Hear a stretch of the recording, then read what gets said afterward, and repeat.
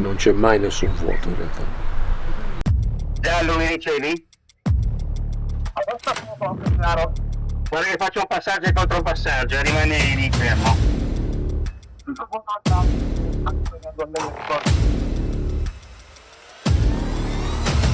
Questa cosa mi hai detto no, non è mai successa. No, infatti... beh, in realtà te l'ho detto per farti stare tranquillo. Non stiamo più volando, in questo momento non vola più, sta andando giù.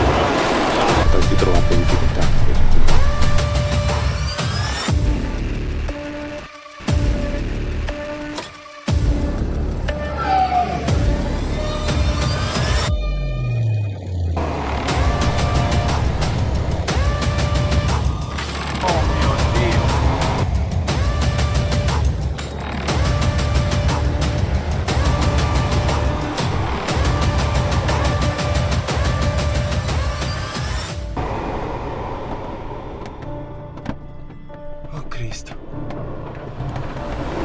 Oh Cristo santo!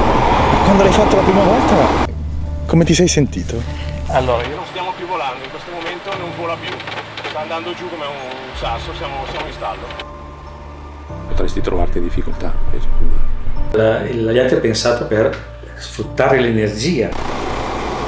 Avere o la quota necessaria per portarti fuori da quell'area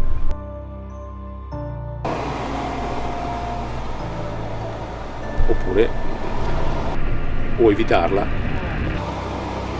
L'acrobazione butta via l'energia.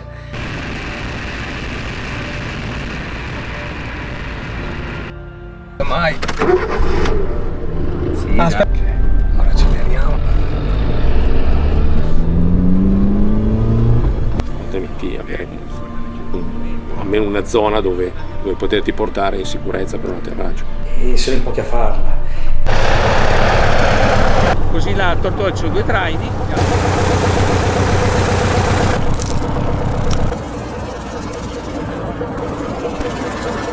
Insomma, il motore che possa prendere fuoco e quindi devi saltare, ecco, non c'è questa condizione. Gli alianti previsto paracadute. È stato bello, Allora, faccio È stato anche un volo di 2 giorni e 2 notti. Lanciare col paracadute. la velocità Chiaro? e poi tiri quello. Questo tantissimi anni fa sfruttando fenomeni ondulatori notturni. 2 giorni, 2 notti. Sì, i miei posti sono scambiati.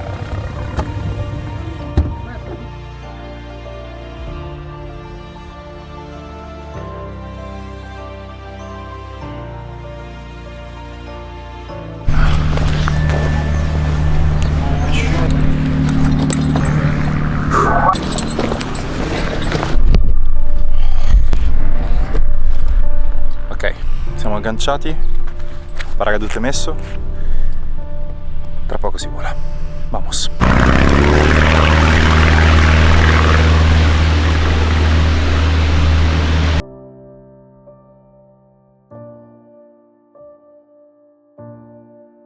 Io sono Danilo Ceriani e ci troviamo all'aeroporto di Voghera Rivanazzano in realtà, dove ha sede l'Aeroclub Volovelistico Milanese. Io mi chiamo Luca, ho 63 anni e sono appassionato di aeronautica, di aviazione in generale da moltissimo tempo, da quando ero un ragazzino, quindi andavo alle elementari. Oddio.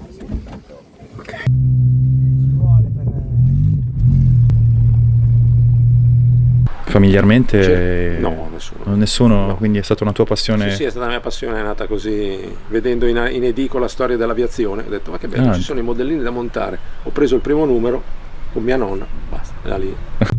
Ma per uno proprio neofita totale di questo mondo, cosa mi aspetta? Cosa sto per fare? Adesso ti diamo 2 o 3 nozioni nel caso dove ti devi lanciare col paracadute. Ok. È quello che ti piace? È esattamente la fine che volevo fare oggi, quindi. Noi abbiamo il foglio firmato. Quello che faccio io qui dentro è, diciamo, preponderantemente l'istruttore di volo a vela. Il ruolo che svolgo è di capo istruttore in questo ambito qui. Bah, È mai diciamo successo? che ogni volovelista ha avuto i suoi momenti continua ad avere i suoi momenti di alto stress. Riuscendo a sfruttare le correnti ascensionali, le correnti verticali o altre dinamiche che si possono trovare in volo, può produrre anche a percorsi interessanti di 50, 100, 200, 300 km. Ci sono dei record che passano ampiamente i 1000 km di distanza percorsa, che sembra strano farlo senza motore a costo zero.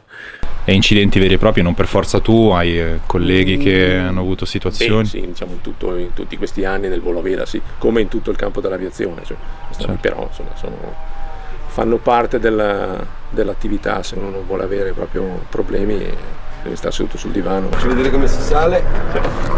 Vai, appoggiati tu. Come ti senti quando sei in volo? Bene, qual è la sensazione? Benissimo, cioè, mi sento veramente bene. Sì. Apertura della capottina. La capottina si apre le ascelle, okay, e acchiappi la maniglia. Ok. Tiri in tutte e due le maniglie. Devi contare fino a 10 prima. E qui riesci a uscire. Devo solo tirarla così. Sì, no, devi tirarla forte verso il basso. Sì, si apre.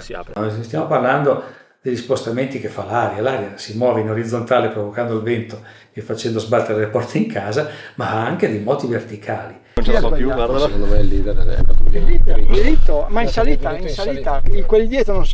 Ora immaginate che un aliante con quelle caratteristiche di finezza abbia senza motore la possibilità di volare perdendo 1 metro al secondo, cioè in sostanza deve continuare a volare, garantire una velocità di volo e scende solo 1 metro al secondo. Ruotando in qualunque direzione. Ok, quindi girandola così io sblocco tutto. O di qua o di là è uguale. Ma le correnti ascensionali superano questo valore. Se una corrente ascensionale fosse di 3 metri al secondo e tu ne perdi uno, in sostanza sei di 2. E il primo volo da solo? Anche quello non ricordo, febbraio, qua si usa bagnare è tradizione aeronautica che il volo solista, il primo decollo, come si dice, viene una volta andato a buon fine, l'allievo viene bagnato dagli istruttori, quindi viene preso a secchiate d'acqua. Ok, briefing di sicurezza. Sì. Apertura della capottina. La capottina si apre in questo modo e si chiude in questo modo. I ganci devono entrare. Ok. Sgancio di emergenza, tutti e due, sia questo che quell'altro, adesso non tirarlo, tiri verso di te e lanci la capottina. Ho avuto occasione proprio di far decollare un allievo, quindi seguire il primo volo di un mio allievo proprio la scorsa settimana. Una volta che hai guadagnato quota, e niente, plani alla ricerca di quella dopo e così via. Cucendo assieme queste salite planate, puoi fare un percorso significativo, interessante e anche divertirti, insomma.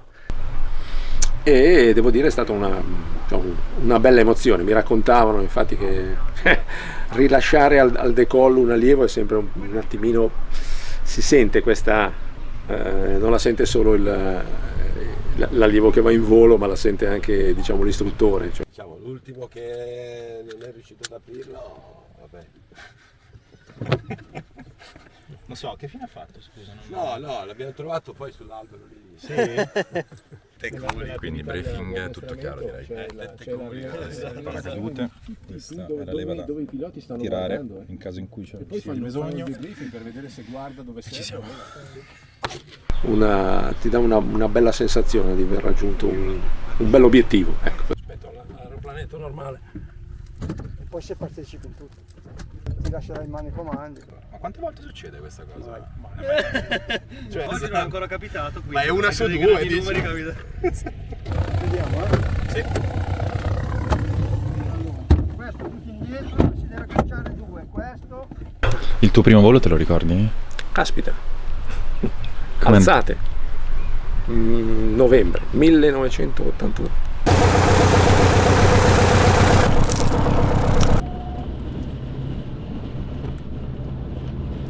Un volo velista che voli bene, ma vola più di un pilota di linea, fa più ore in un anno. Uno degli elementi, diciamo, di maggior difficoltà in volo sono proprio le modificazioni delle correnti d'aria, quindi dal punto di vista meteorologico, o c'è qualcos'altro che può inficiare sulla buona riuscita del volo? Diciamo dal punto di vista del pilotaggio devi avere le capacità di sfruttare le condizioni che trovi.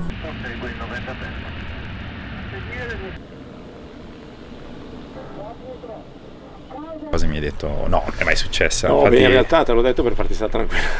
Per cui il paracadute negli alianti, le volte in cui è stato utilizzato a causa di collisioni in volo.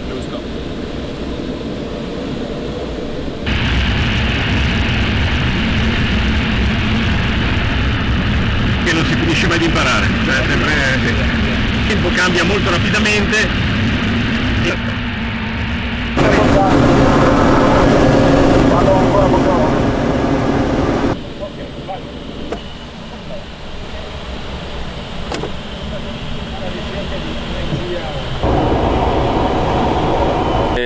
Questo, la cosa più ricorrente è proprio la paura per l'assenza del motore. Arrivare a fare l'attività acrobatica bisogna avere una certa esperienza su quel tipo di macchina lì e avere alcune ore di volo alle spalle. Un po' come fosse un cilindro di aria calda che sale, ok? Quindi i voli all'interno si va, i voli all'interno di questo cilindro. Capito. E se l'aria sale più di quanto tu scendi, invece abbiamo tutta la zona del 1500. Ok. Mio Dio!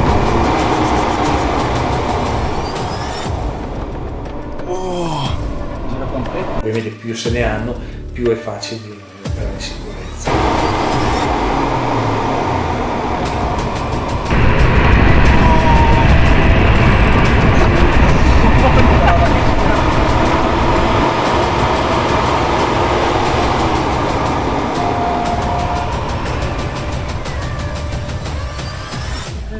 Che fai? Non ce la faccio.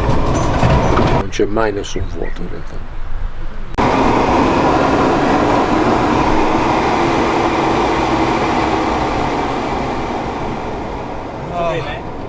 Sì.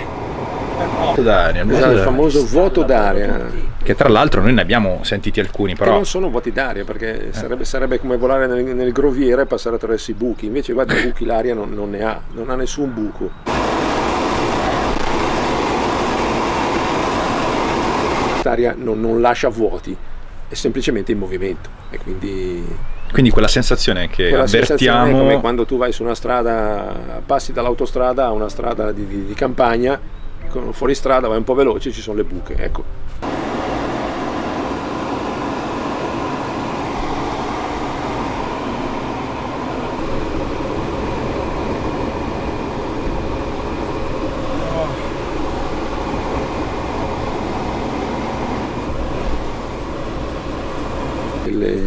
Delle gobbe d'aria o delle buche d'aria, ma l'aria è sempre presente. È strano come la paura non arrivi subito, arriva un pochino dopo, quando sei lì, staccato da terra, quando capisci che l'aria non è solida, che non puoi fidarti dei tuoi piedi, che sei appeso, letteralmente. Allora il cuore accelera, le mani stringono i comandi, gli occhi cercano un punto fisso, ma non c'è nulla di fermo lì sopra. Ecco, è lì che inizia il volo, quando ti rendi conto che il tuo corpo non ci sa proprio stare in cielo, ma la tua mente, la mente lo ha sempre sognato.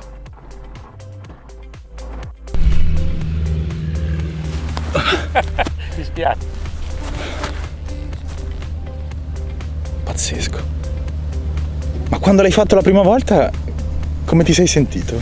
Allora, io quando ho iniziato me l'ha portato Riccardo Vigliadori, papà dell'Eleonora Vigliadori, e ha fatto acrobazia un pochettino all'inizio, mi ha un po'...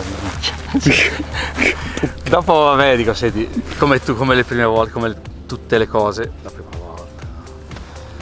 Basta, poi ho preso sulla sommità, non mi fa niente. Ma no, anzi, che ti dispiace? Subito.